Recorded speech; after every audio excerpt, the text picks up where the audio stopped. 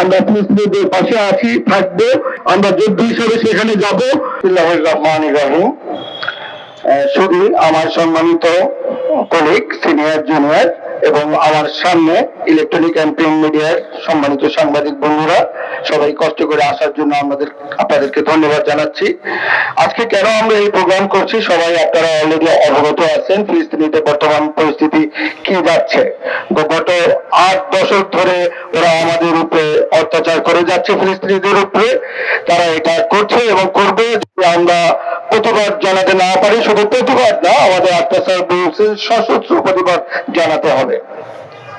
আমরা দেখতে পাচ্ছি এই গাজায় এবং রাফি এবং ইরান শিবিরে, জেনিন শিবিরে ওরা বোম ব্লাস্ট করতেছে। শত শত নাগরিক ওরা হত্যার লাশ হিসাবে পড়ে আছে। এর কারণ একটাই, এই সাম্রাজ্যবাদী, এই আধিপত্যবাদী শক্তি দেশগুলো তারা নিশ্চুপ। কারণ একটাই, তারা মুনাফার রাজনীতি করে। এই মুনাফা, এই বিজনেসকে সামনে রেখেই তারা এই ইসরায়েলকে টিকিয়ে রাখছে। আদারওয়াইজ এই ঘটনা ঘটার কথা না, এত অন্যায়, এত অবিচার হওয়ার কথা না। আমি বক্তব্য বাড়াবো না। আমাদের সবাইকে এক হয়ে, সারা বিশ্বকে, সভ্য দেশগুলোকে এক হয়ে আমাদের অ্যাওয়ারনেস ডেভেলপ করতে হবে, প্রতিবাদ করতে হবে। যার যার সামর্থ্য অনুযায়ী আমাদের প্রতিবাদ করতে হবে। আমরা ফিলিস্তিনিদের পাশে আছি, থাকবো।